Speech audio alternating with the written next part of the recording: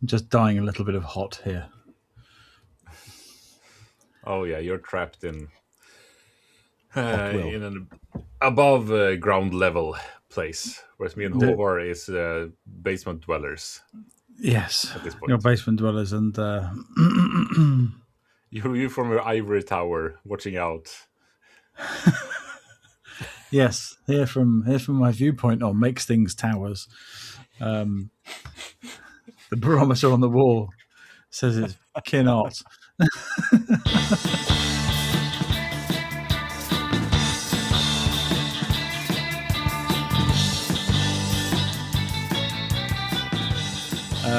The thing on the dashboard on my car on the way home told me it was 36 degrees Oh.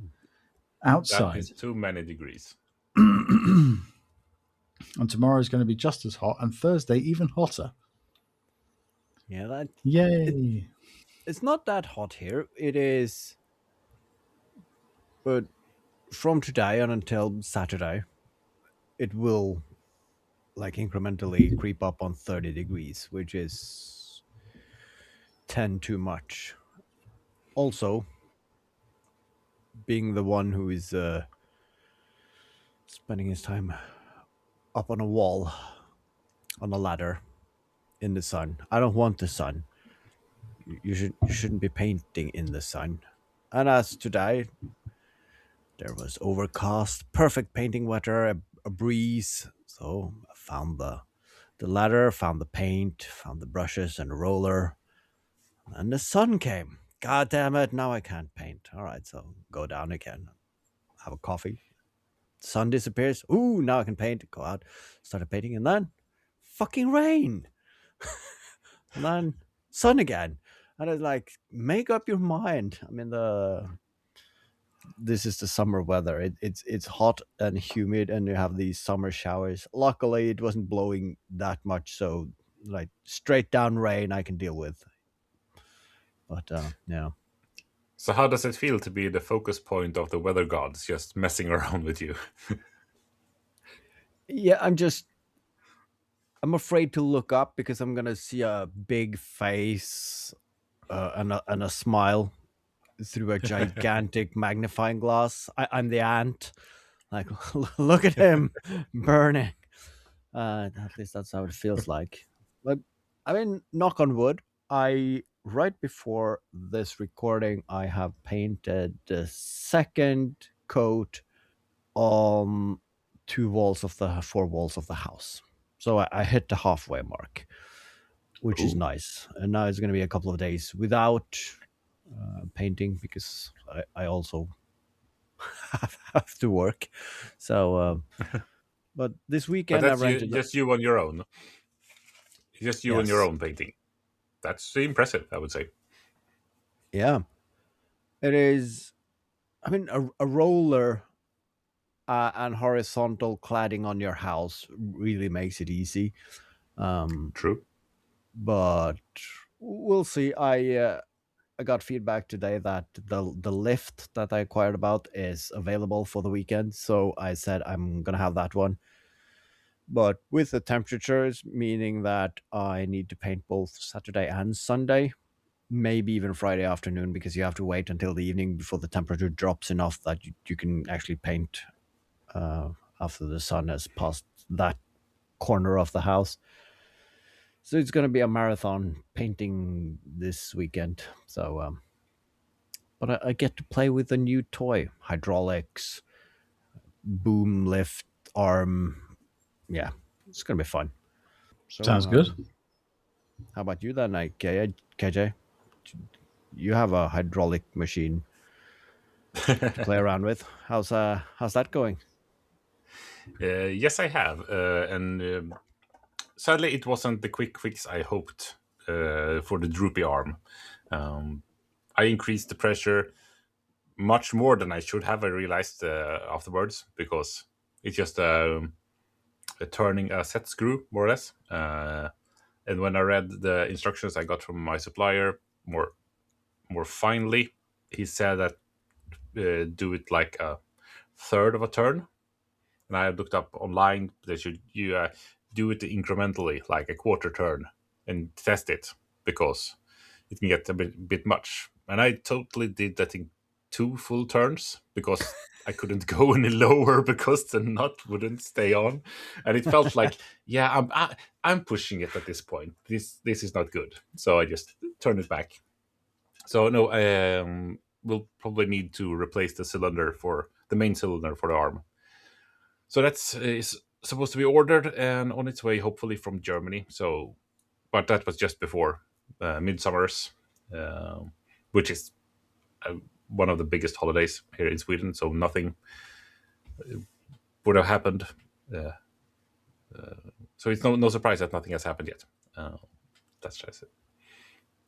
And I haven't had that much more making either, because of said holiday and being at my parents-in-law's cabin and that sort of thing. It felt like the only productive thing I've done is order stuff online and knocked a big chunk off my watch later list on YouTube. That's about it, really. Well, those watch later videos, they're not going to watch themselves, are they? No, apparently not. No. And as I'm sure we've talked about this before, there is a limit to watch later. It's 5,000, I think. I think YouTube has a 5,000 limits on all of their lists. Right. Like you can see that on your liked videos. That's also a list. That's also caps out of 5,000, and they just removed the oldest one. Yeah, because I had a message saying that you can't add any more to your watch later list. How many can I have? 5,000. Oh, that's a lot of video. Well, not all their lists are 5,000. Some of them are 4,145. Because every time someone new subscribes to my channel, they just kick the oldest one out, it seems like. So, other than that, yeah, sure, 5,000. Oh no, are you back in that again? Yeah, well, mine hasn't really moved at all. You know, +1, -1, +1, -2, +1, -1. But like you say, it doesn't mean anything. It's just numbers. Oh, yes. I got some kind of weird steady increase of like 1 person every 3rd day or something like that, for no reason I can discern whatsoever. So it's a slow trickle. Slow and steady wins the race. Well, you have to get somewhere as well. 100 subscribers a year, so yeah, in 9 years you're monetized. Exactly. Unless you move the threshold, exactly. Yeah, probably. It took me 10 years to get monetized. So, It's the same trajectory. It just depends when you started. Yeah, I think the main thing we can take from this is we all started too late. I feel there was a golden age where it was easier if you started in than today. Yeah, I think there was a golden age, and yeah, I think by the time you sort of get your arse in gear, like any thing, by the time you've got your arse in gear and go, do you know what, I could do that too, it's already too late. Yeah. It's like all the people that allegedly made all the money on crypto or NFTs, although nobody actually made a penny on NFTs. I mean, the ones pyramid hosting the scam. Pyramid scheme. It's all a pyramid scheme. Yeah. Doesn't matter how life kind of pyramid scheme. Yeah. If you want to approach it like that, sure. Society is a nice pyramid. Well, there's old Maslow's hierarchy of needs. That's a pyramid. Yeah. Yeah.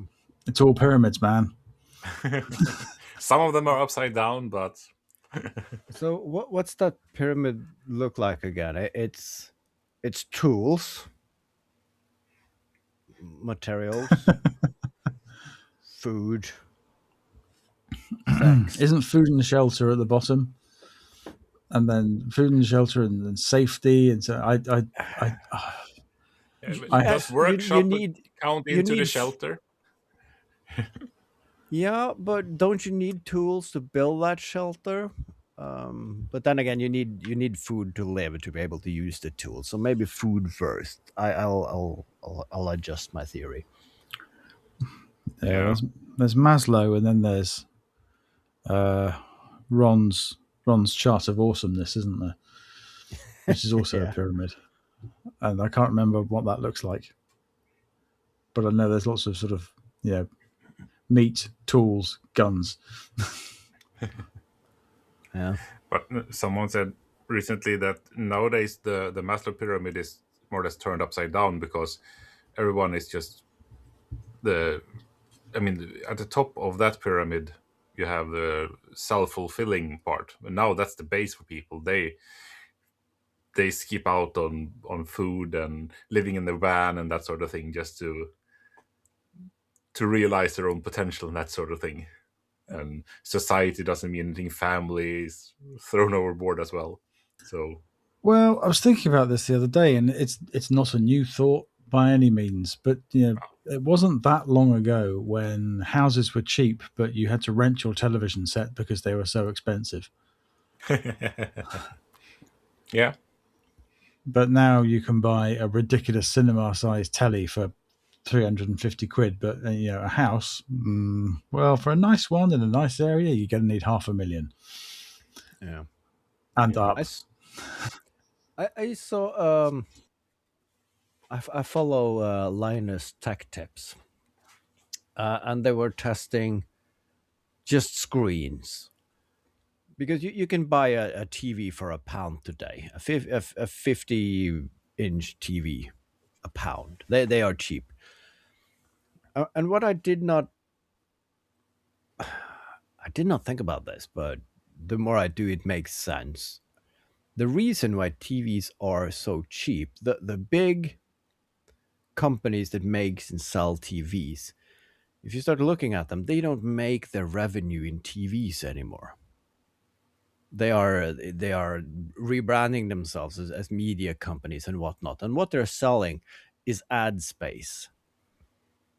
Because you don't realize it, but when you open Netflix or any of the streaming services on your TV, the homepage of that streaming service shows you the newest videos and whatnot. And the movie companies have to pay to have their movies up on the front screen. So basically, the home screen that you see are ads for those movies. It's not there because this might interest you. This is what the most biggest companies would pay to have it on their front screen. And of course, TVs are also slower than they've ever been. So they bought a screen from a company that just makes screens. No onboard computer with pre-downloaded apps for streaming services, just a screen. And it was like being back at the 90s. You just pressed on, zoom, and the screen was there. And you could, of course, stream from any device you wanted, or connect a computer or VHS player or whatnot. But that is kind of sad. We bought a television upstairs for a few years ago, and it is hilariously slow. And you have to log on, and sometimes might be the kids, might be the television. It resets, or you need to download the newest something, and then you have to go through the pain of setting it up and connecting it to Wi-Fi again to make it work. And it's basically just a wall-hanging computer, a slow one at that. They are terribly slow, and all these TVs with all these built-in apps, there's no requirement for these people to actually keep those apps updated. So if they go out of if they just go out of date or are no longer supported on that device, tough, you can't use it anymore. Yeah. I've seen people complaining about, I bought more for you really for buying a fridge with a TV on it, but it's like, why am I now being shown ads on my $3,500 LG fridge with a screen on it. So, well, you bought a fridge with a screen on it. Why do you need a screen? Why do you need a telly on your fridge? And now you can buy that fridge at one price if you want it like clean, and then you could pay less for it, but then it will show you ads every now and then on that screen without you being able to turn it off. So like Kindle.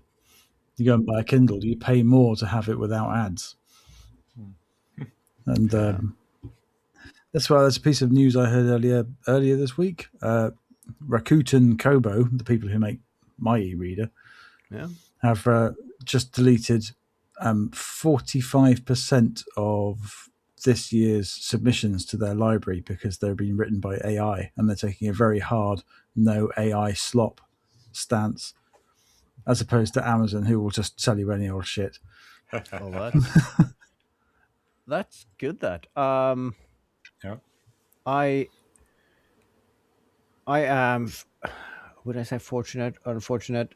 Of course, all musical playlists on my phone is now colored by the fact that the kids are using it while they're driving the car, because they get to be DJs. And a lot of the music that they click on, it's now AI music. I just realized it here the other day, but they found a playlist with techno music, with lyrics and songs about the characters from Zootopia 2. But listening to it, it's not very well produced. It's no official motion soundtrack.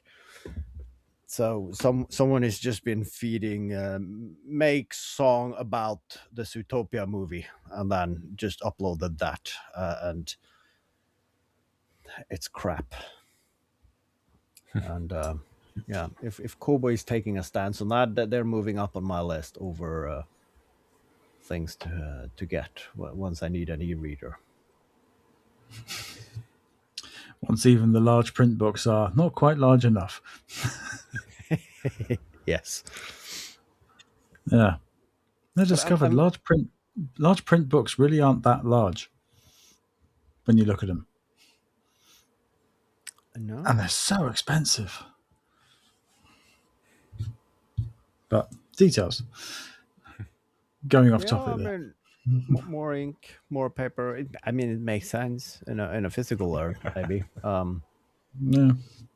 But I'm so glad that I now got an email today saying that the gaming console that I ordered is now in the country.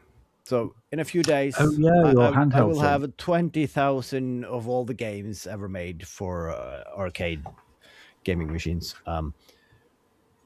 And I struggled. I found some games a while back on my phone, but of course I'm using an Android, so it's Google Play, and they removed the function. You can no longer sort on games that have no in-game purchases or ad-free. And basically I googled, and there are very few games now that are not ad or in-game purchases, which is annoying to me. So I don't have any games on my phone anymore. And sometimes on company travels or whatnot, it is nice to just waste a few hours gaming. But really looking forward to now getting a handheld game console without any ads, and just it's basically a time machine bringing me back to the 1990s, and I'm looking forward to it. Yeah, I saw something the other day. It was just like, we just want to go back to the 90s, where you buy a thing and you turn it on and it just works. I don't want to connect it to the Wi-Fi. I don't want an account. I don't want a subscription.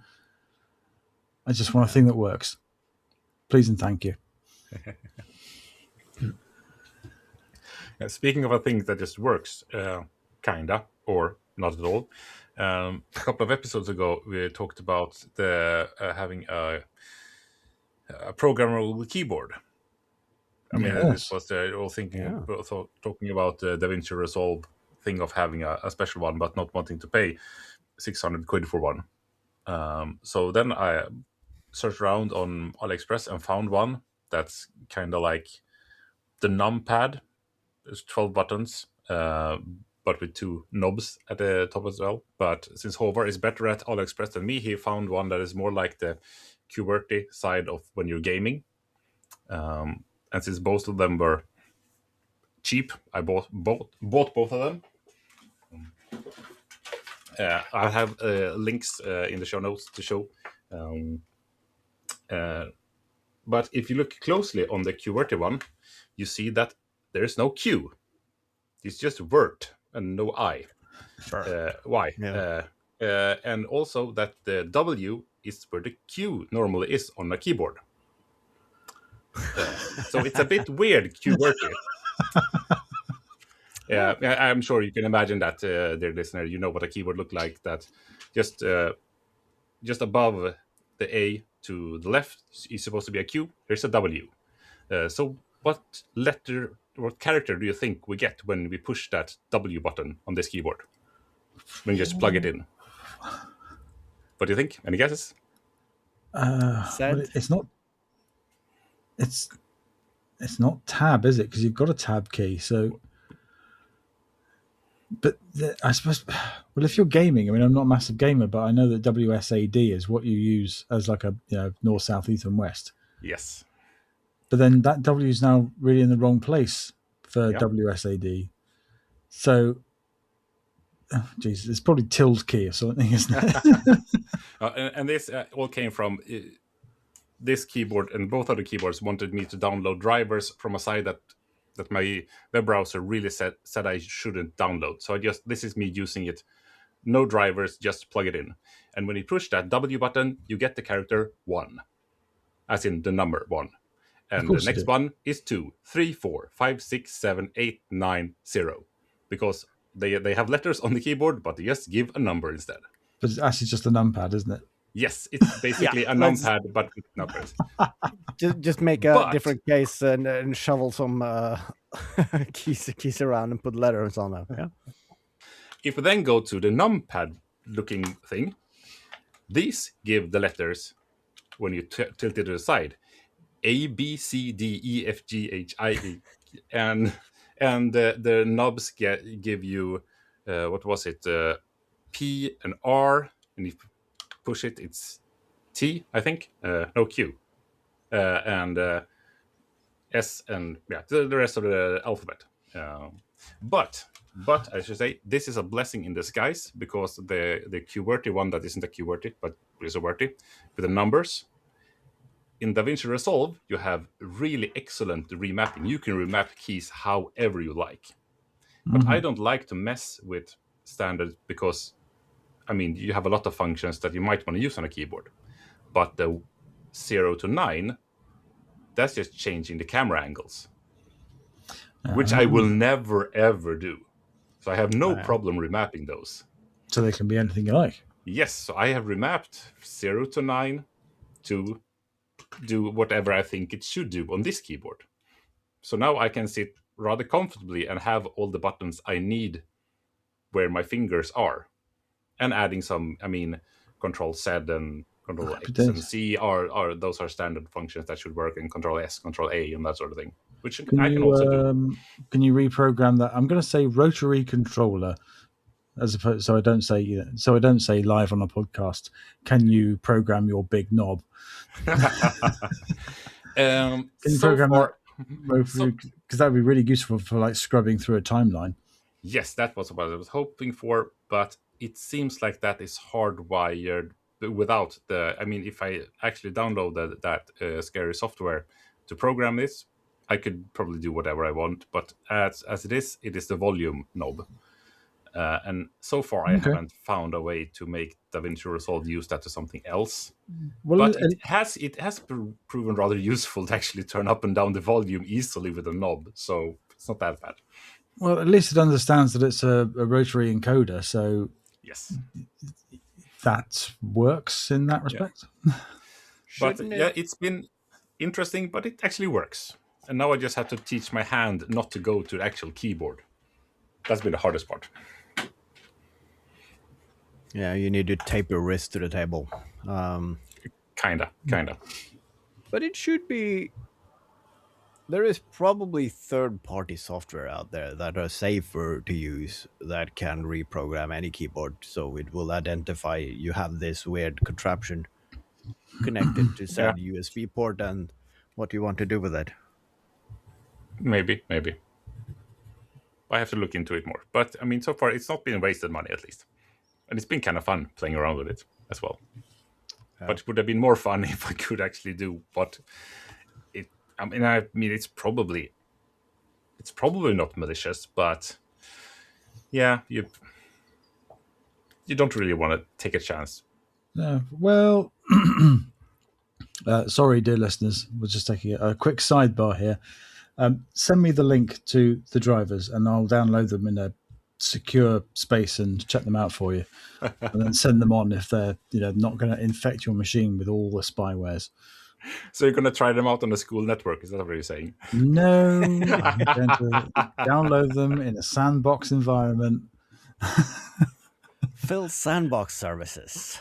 You send them and he brings it to work and see how it does to the company network. And it will be tested on an air-gapped machine. Don't worry. Your dark sorcery.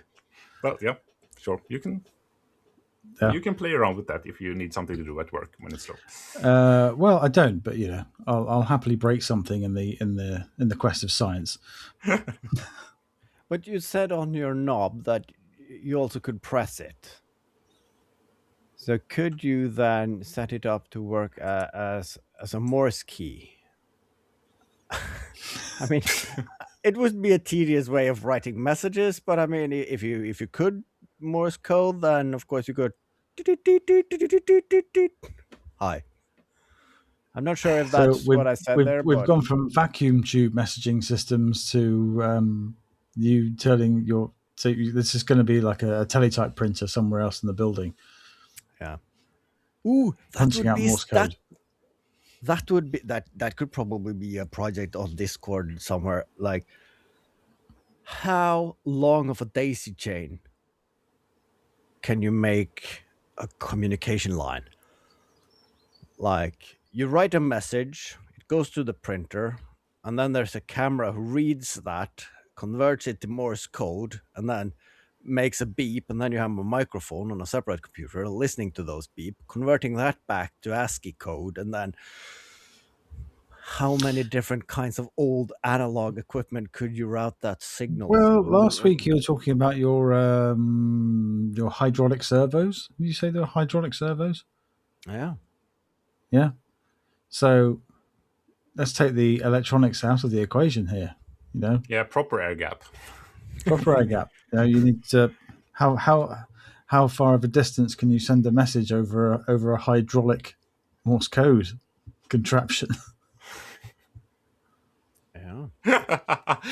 I mean, fiber optics, that's just lame. Hydraulic fluid, that's the thing. Boring. Yeah. How far can you go before your pressure drops?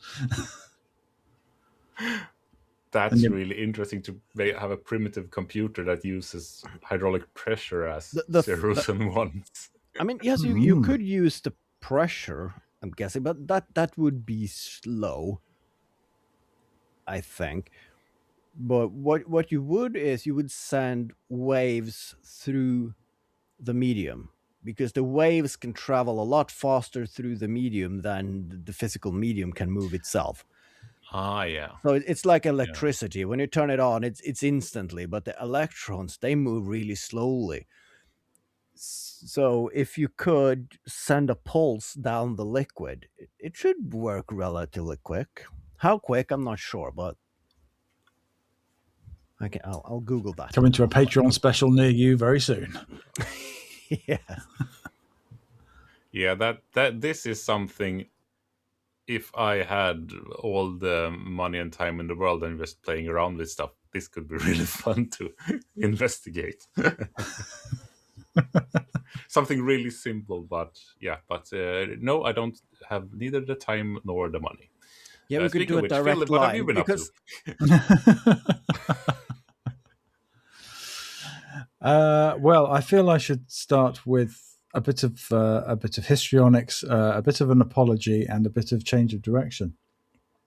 That's a lot in one go, but sure. Yeah. You remember last week, the week before, I said I'd been through the entire woodpile and thrown away anything that was crappy. Yeah, and you just had joy sparkers left. Yep. So just shitty bits of pine, any MDF. Well, someone quite rightly pointed out to me on Instagram, hey, I thought you threw all your MDF away. And yes, so I have to make an admission. One piece of MDF did get saved from the pile. It was in the car, and I was about to throw it away, and I thought, that's actually quite a useful piece of MDF. Because it was a large, square sheet of thin 3, maybe 5 mil. I thought that'll be useful for a cupboard backer or something that doesn't need any strength or anything like that. So yes, I didn't throw away all the MDF. I did save some MDF. You are allowed MDF.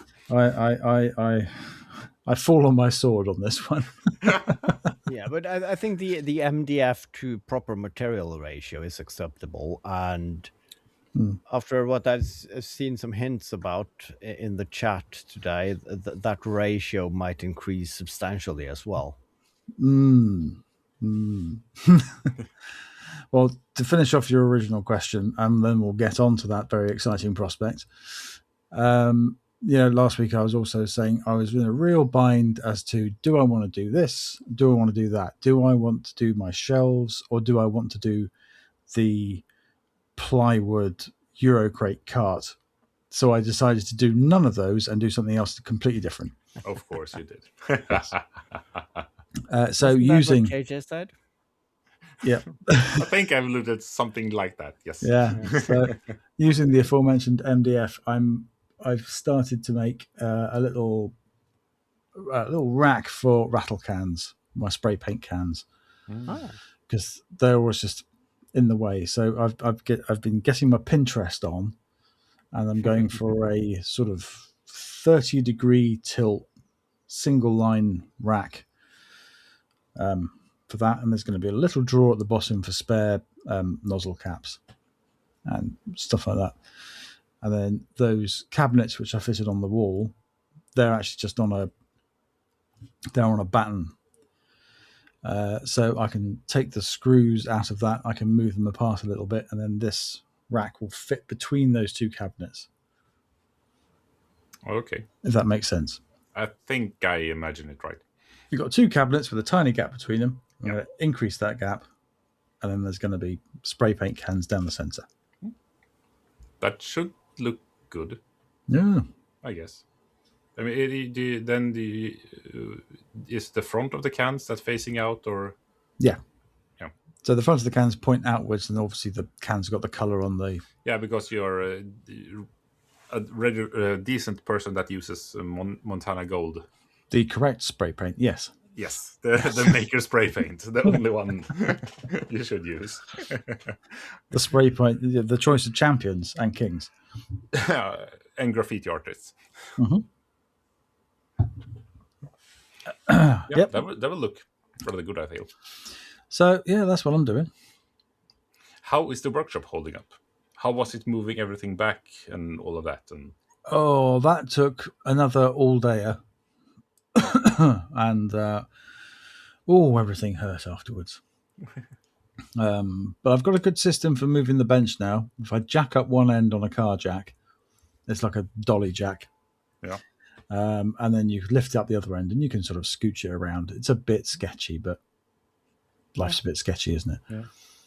So how well organized is the workshop now, or did you just manically cram everything? Well, it's better organized than it was. There's still a long way to go. Yeah, but you're never finished. You're never finished. Nothing is ever finished. Nothing is ever perfect. And how is the back wall holding up? Yeah, let's not talk about that. Last night, before we had this, yesterday was really hot. And then last night we had a very intense storm, localized flooding, sort of an hour of torrential rain and lightning and thunder. It was brilliant because I absolutely love thunderstorms. And this morning I had to go into the garage and get my old bench vise, which I flogged on Facebook Marketplace. Met a chappie halfway between home and work this morning, and did a dodgy handover in a car park. Nice. Yeah. And so I thought I'll have a quick look after all this torrential rain, and it's damp. Yeah, no real effect. But it's coming through that side wall. Does that mean you are at the end of the row, or do you share that wall with the yeah, okay. No, it's end of the row. Yeah. I don't think there's anything can be done. I think From the inside, no. From the inside, no. And it looks like from the outside, at some point, someone's tried smearing bitumen all over the side to try and solve this. And that may have worked for a while, but it seems like not a permanent solution. No, you need proper irrigation, probably. Yeah, to actually dig a trench out down the side and not have all that wet earth up against the wall. Yes. But it's probably been that way for at least 70 years now. So but I mean that is kind of the time to do it. Yeah, if you dig it away, probably it's the only thing that's holding the end wall up now. So yeah, if you wait too long, that is probably it. Yeah, it's not my wall, so ultimately it won't be my problem. Oh, so you have to see how big of a what's it called, moisture reducer fans you can put in there without tripping the breaker, to have that running while you're not there. I'm sure a little 12-volt something tickling away won't be too bad. I mean, you can go more industrial than that and have something, I mean, like you're having when you're if you're drying your clothes and that sort of thing, having something big, just sucking the moisture out of there and dripping that out through a hose. Yeah, All I'm seeing now is a bit like one of those massive fans you get in movies where they have to sort of like jam it with something and crawl through between the blades. Yeah. You could have that. It could be cool. Very effective, yeah. No, you have those large ones that they usually have on the walls of barns. You see them in horror movies. Once they're turned off, they are so big that just the smallest of draft, they slightly rotate by themselves, making that squeaky sound. And then, of course, you know that the killer is 10 seconds away. And having the sun shining through them, so you get some shadows moving. And yeah. Well, it's Chekhov's gun, isn't it? You know that's going to play a part later. Someone's going to get killed or have something lopped off by that fan. Yeah. But that's I mounted a fan with a moisture sensor in our upstairs bathroom, and I did this winter. And in the winter in Norway, the climate is, I mean, the air is drier, so I set it and it works fine. Now I realized that the fan starts at random times during the day, especially if you have the windows open and there is a small draft, then the humidity of the outside air is enough to trigger the sensor, and it's trying to evacuate all the moisture of the world through that fan. So I need to adjust it a bit. But that's the problem,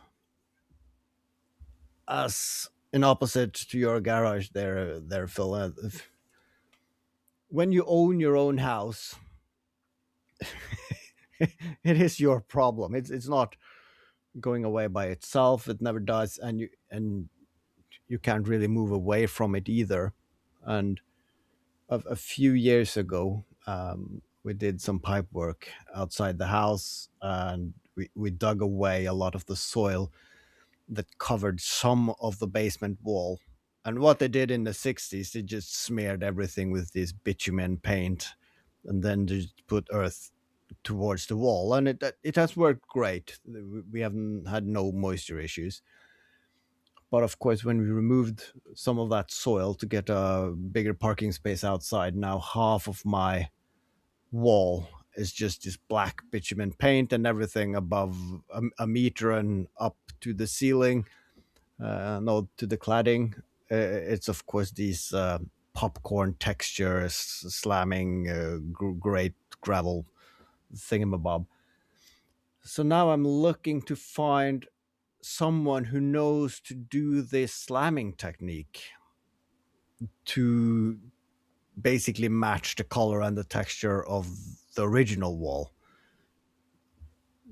That might be a bit difficult. I haven't seen anyone doing this today. I remember if you did this popcorn texture inside, you had some special foam rollers with the texture and the consistency of the paint made so that you got this texture just using the roll. But then someone also, you inserted something that made it like this bumpy, goosebumpy texture. But I'm not sure if I even want to try and see how you can do that for yourself, because if you screw that up, it's going to be a lot worse to fix later. Could you not just extend the cladding down, cover it all up? I could, but that would look weird because it would be lower down there than the other wall. So I see what people do now. You get these, if you have an old rubbish concrete wall, you get these plates that you can just mount on the outside to make it look nicer. So I could put that around the house, but then again, it's a house from the 60s, and that new technique would just looks out of place on this house. And I mean, the old technique has worked. It was really nice when I painted the house a few years ago, and also now I'm taking all the weather.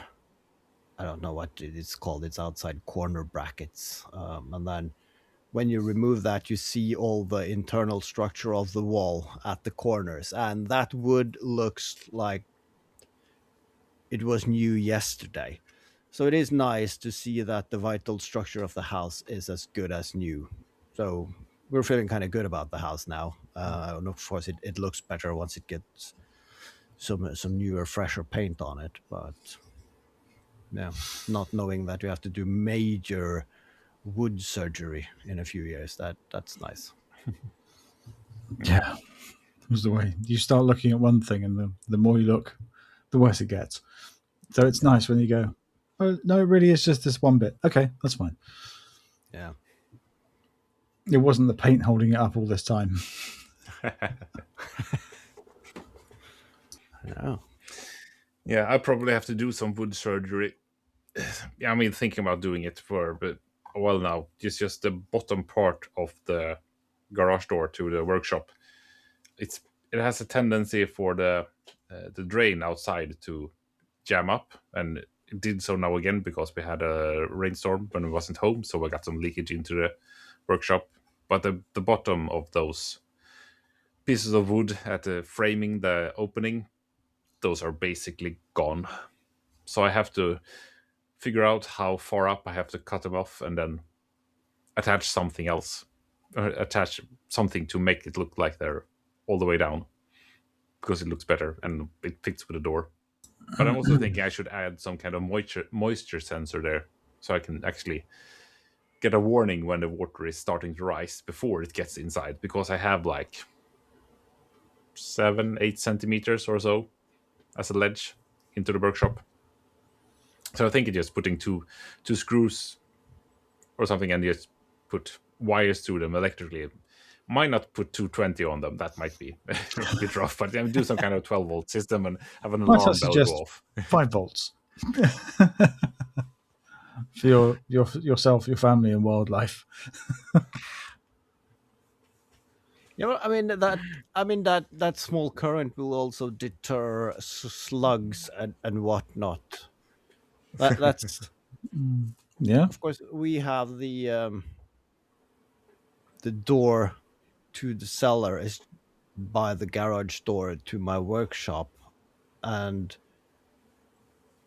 we have a cat flap in that door, so the cat have a shelter behind that door where the cat food and everything is. But of course, the odor of the cat food is seeping out, and if the door is open, the garden slugs will actually enter the room for the cat food. So of course, I've learned the hard way. So now every time the door has been open for a couple of hours while I've been running in and out, when I close it, I make sure there is no slug in the door frame before I close the door, because it makes a very squishy sound when you close the door if one of those bad boys are there, and I'm not sure if you try to touch them, but that stickiness, it's very hard to wash off, and that is also the same from inside of the door frame.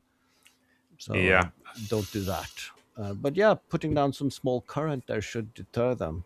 Just put a copper strip and some 9-volt battery. I was going to say they don't like copper, do they? No. Copper and salt. So yeah, just a copper strip with a bit of voltage across, double threat. Yeah, it's only happened once, luckily, but I had one of those slug crawl into the workshop, and I found it by stepping on it with my barefoot. That was not nice. That was like stepping on a toothpaste tube, and the slug was No more. all 10 centimeters ahead of itself. That was not a nice cleanup. So I understand perfectly well while you're checking the door.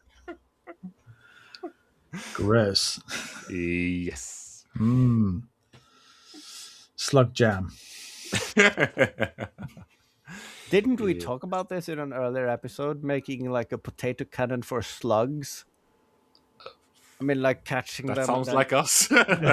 and then ejecting them automatically into the neighbor's yard or further. Yeah, it rings some kind of bell. Other than Yeah, sucking them up and then turning it the other way and just thumping it away. Yeah.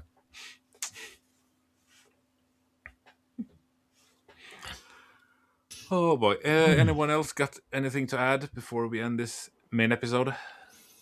well,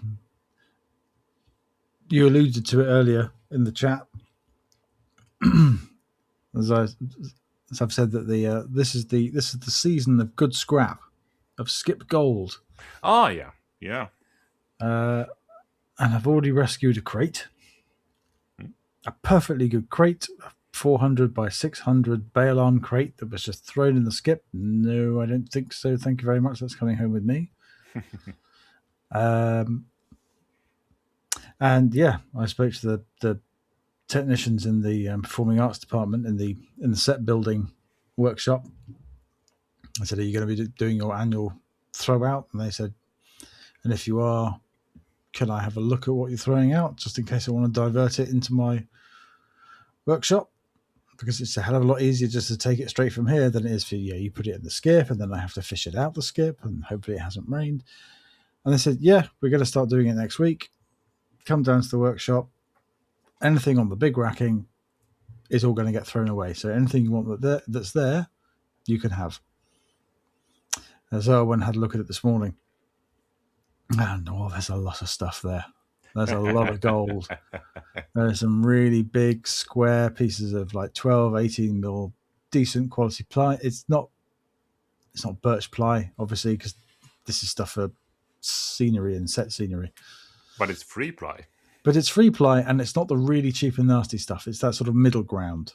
So yeah, there's that. There's some phenolic ply. There's some decent lengths of dimensional timber. So yes, I think my clear out really didn't come at a better time, because I'm about to really refill it with a lot more new stuff. But actually, from what it looks like, I only had a really quick cursory glance this morning. So I'll go back and have a look. but they have got some very long lengths of 30 centimeter wide, but several meters long. So I might just take those and just straight swap out my office shelves, which at the moment are horrible white melamine MDF. The office at work. So, Yeah. yeah. Then you don't have to transport them that long. Then you have to transport it literally in and out. And that horrible white chipped melamine that we've had in there for years and years and years. It was there when I started. It's knocking on the door of 20 years ago. So then you can put that back on the rack and just put that back on the rack. No, I think that's it's ready for the skip now. There's a lot of very useful stuff in there, which I will be helping myself to. So yeah, bit of a slow week, bit of a very hot week. Haven't done much. Like I started doing that spray paint can rack thing, but quickly got very, very sweaty because the workshop is a concrete box in full sun, so it is a bit like an oven or a freezer in winter. You get all the benefits of nature. Yep, but inside you get all the seasons in that, and the amount of salt that leaks through the concrete pad on top. Sometimes you can just get a bit of snow going on as well. So you call it the Four Seasons. Yeah, it's the Four Seasons workshop. It's Phil's Earth ship. With its own biodome climate. Has its own microclimate, yeah. And things living in there. And I know I've got woodlice. I've got woodlice living in there, and I know that I've got woodlice spiders living in there, because I find a lot of woodlice carcasses that have been fed on by those big juicy spiders. The real fat podgy ones, which I'm not a fan of. I'm not a fan of any spider, to be honest. Yep. I kind of like them. I'm a big fan of nature, but 4 legs is enough. Anything beyond 4 legs, no, I don't like it. Bees are okay. Bees are the exception. Crocodiles has 4 legs. Crocodiles have 4 legs? What's the likelihood of you coming across a crocodile? Quite minimal. Yeah, but never 0. So, Never 0. yeah. Never mathematically 0. How do you feel about... I was going to say, how do you feel about 0 legs? I mean, they're quite slow and not really threatening, are they? That really depends on what kind you're coming up against. Well, yes, but yes, snakes. Yeah. Yeah. I mean, they are efficient in their way, I suppose. Okay, so basically, we're talking 4 legs. 4 legs is best. 2 legs is mostly tolerable. 6 legs, if it's a bee, it gets a pass. If it's anything else, go away. 8 legs, I don't care what you are. A spider or one of your arachnid friends. Yeah. Piss off. We on Sunday we had a kid's birthday party, and of course in our garden, I mean, I should say, luckily it was nice weather, so we could mostly be outside. And then we have a garden pond, and every year when we have a kid's birthday party, someone at some point take an involuntary bath. Now it did not happen today. Someone stepped in it, but they didn't fall into it. But what I realized last year is that we got salamanders breeding in it. So, of course, I've been cleaning it out every year to make it fresh. But last year we had so much to do that I kind of never got around to it, so the water was a bit muddy. And then I realized that, there's a couple of salamanders there. And they like it so much that the rumors have spread. So, of course, when the kids were there, I have this small net scoop that I use for the outdoor hot tub. And then I just said to the kids, you know what? come here and see. And then I just fished a little bit, and then I got one salamander out, and the crowd went wild. And that was everything I did that day, for as long as that birthday party. Yes, we did serve some hot dogs, but the kids were like, when can we go and see the salamanders? All right, eat first, then we can go back. They need to rest. And then you have 10 kids just alternating. Can we see the salamanders now? Can we see the salamanders now? How about now? How about now? I'm going to tell you when we can see them again. They need to rest a bit. And then like the cake came. But you said we should after dinner. And I'm like, okay, but now we have cake. Let's wait. And then, so I just spent the entire time fishing up. And I think all the kids at some point had 2 salamanders in their head, now in their hands at one point. So there is between 20 and 30 small salamanders living in that pond.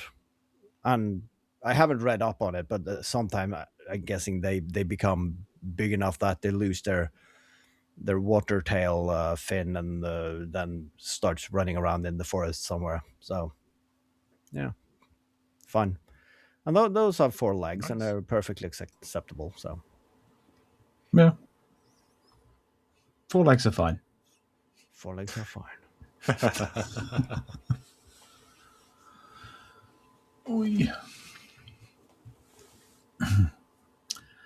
Does anyone have anything else? I have a lot, but it's half pint material.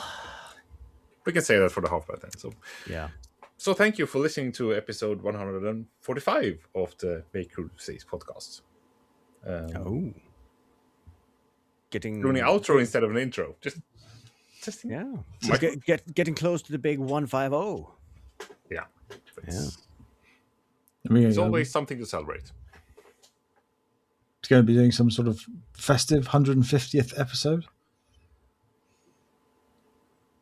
Not festive in the Christmas sense, obviously. 300 half. It's yeah. No. Yeah, we do have the 3-year anniversary somewhere around that, so maybe aim for that instead. Yeah. Years are funnier than even numbers. It's too hot for cake now anyway, so yeah. It's just. But you can always have ice cream. Let's kick that ball. Yeah, that's true. Ice cream. Yeah. I think I've got some ice cream in the freezer. I might have to get some in a minute. Well, if you do that, I'm gonna go I have a cold beer waiting for me. So. Well, let's sack all this off and go and get some refreshments. Yes. Yeah, go get something cold, you two listener. You deserve it. You deserve it.